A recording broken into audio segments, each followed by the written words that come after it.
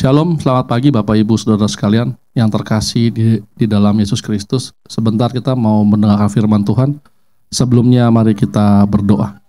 Bapak, terima kasih buat pagi hari ini. Bersyukur buat berkat kasih karunia Tuhan yang luar biasa dalam hidup kami. Kalau sebentar kami ingin mendengarkan firman-Mu, bukakan isi hati pikiran kami supaya firman-Mu boleh berakar, bertumbuh dan berbuah dalam hidup kami, dan kami boleh menjadi orang yang luar biasa bersama dengan-Mu, dan supaya kami juga senang melakukan firman Tuhan. Dalam nama Yesus kami sambut berkat Tuhan pada pagi hari ini. Haleluya. Amin. Bapak Ibu Saudara sekalian, pada pagi hari ini saya mau membawakan firman Tuhan pada pagi hari ini dengan judul Yudas si Zombie. Ayatnya saya ambil di dalam Kisah Para Rasul yang pertama, ayat yang ke-18. Begini firman Tuhan. Yudas ini telah membeli sebidang tanah dengan upah kejahatannya. Lalu ia jatuh, tertelungkup, dan perutnya terbelah sehingga semua isi perutnya tertumpah keluar. Bapak Ibu, kita sama-sama tahu gimana riwayat Yudas Iskariot setelah dia mengkhianati Yesus dengan menjualnya ya kepada imam-imam kepala. Bapak Ibu, kenapa saya sebut tadi Yudas si zombie? Jadi sebelum orang itu menjadi zombie ya, atau istilah katanya mati kerohaniannya, ada tahapannya Bapak Ibu Saudara sekalian. Bagaimana mereka bisa mengarah ke arah sana? Ya, yang pertama, yang saya mencatat di dalam Yudas ini ya, mengapa dia bisa menjadi zombie atau mengapa dia bisa menjadi mati secara kerohaniannya. Padahal dia bersama dengan Yesus. Dia tinggal bersama dengan Yesus, dia mendengarkan firman Tuhan, apa yang diberikan oleh Yesus kepada banyak orang, tetapi akhirnya dia pun tetap menjadi zombie atau mati kerohaniannya. Yang pertama, karena Yudas membuka celah. Di dalam Yohanes ke-12, ayat yang ke-4 sampai dengan ayat yang ke-6, saya bacakan. Tetapi Yudas Iskariot, seorang dari murid-murid Yesus yang akan segera menyerahkan dia, berkata, "Mengapa minyak narwastu ini tidak dijual 300 dinar dan uangnya diberikan kepada orang-orang miskin?" Hal itu dikatakannya bukan karena ia memperhatikan nasib orang-orang miskin, melainkan karena ia adalah seorang pencuri. Ia sering mengambil uang yang disimpan dalam kas yang dipegangnya. Bapak Ibu, kenapa Yudas bisa menjadi zombie atau Yudas bisa mati kerohaniannya? Walaupun dia bersama-sama dengan Yesus, dia melayani bersama dengan Yesus, dia tinggal bersama dengan Yesus. Yang pertama, karena Yudas membuka celah. Apa yang dia buka? Dia buka celah hatinya.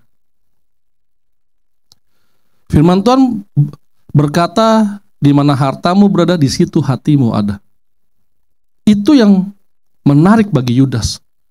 Yudas mungkin saja, ya, kalau kita baca firman Tuhan yang tadi di dalam Yohanes yang ke-12 ayat 4 sampai dengan ayat yang ke-6, Yudas lebih tertarik kepada uang atau kekayaan. Di sanalah hatinya berada, bukan di Yesusnya. Makanya kenapa dia bisa mati kerohaniannya? Karena sepanjang umur hidupnya mengikut Yesus, mendengarkan firman Tuhan dan lain-lainnya, melayani orang-orang yang susah dan orang-orang yang banyak mujizat dan lain-lain. Yudas nggak peduli. Yang Yudas pikirkan adalah seberapa uang yang mereka dapatkan. Yang kedua, mengapa Yudas bisa menjadi zombie atau mati kerohaniannya? Yang kedua, Yudas tidak menjaga hatinya. Di dalam Yohanes yang ke-13, ayat yang kedua, berkata, "Mereka sedang makan bersama dan iblis telah membisikkan rencana dalam hati Yudas Iskariot, anak Simon, untuk mengkhianatinya." Untuk mengkhianati dia. Bapak Ibu, mengapa Yudas bisa menjadi zombie ya, atau dia mati kerohaniannya? Karena Yudas tidak menjaga hatinya. Saya pernah membaca buku berjudul "Pikiran adalah Medan Peperangan". Jadi sebelum iblis itu bisa membujuk atau bisa mengarahkan kita ke dosa itu ya, dia akan bertempur di pikiran kita dulu. Ya kan? Ada satu suara-suara yang yang masuk dalam pikiran kita dan bertempur. Tetapi kalau Bapak Ibu baca di dalam Yohanes 13 ayat yang kedua, mereka sedang makan bersama dan iblis telah membisikkan rencana dalam hati Yudas Iskariot. Hatinya langsung diincar. Bapak Ibu bayangin ya, kalau sampai iblis bisa membisikkan ke dalam hatinya Yudas Iskariot, berarti selama ini ada siapa di dalam hatinya Yudas? Apakah ada Yesus? Apakah ada Allah Bapa? Nggak mungkin. Apakah ada pengajaran Kristus mengenai keselamatan dan lain-lain? Tidak ada, Bapak Ibu. Inilah mengapa sebabnya Yudas mati kerohaniannya. Ini makanya mengapa Yudas menjadi zombie. Harusnya kan kalau iblis kan membisikkan sesuatu pasti di telinga kita. At least di pikiran dulu dia berperang. Ya kan? Mau mencuri atau tidak mencuri. Mau begini atau mau begini. Tetapi dengan Yudas, Yohanes yang ke-13 ayat kedua dengan jelas mengatakan iblis membisikkan di dalam hatinya Yudas. Makanya Yudas nggak berpikir lagi. Makanya kenapa Yudas udah nggak ragu lagi untuk mengkhianati Yesus. Karena selama ini yang dia perbuat juga kejahatan di mata Tuhan. Seperti dia mengambil uang dan lain-lain, hatinya ada di mana?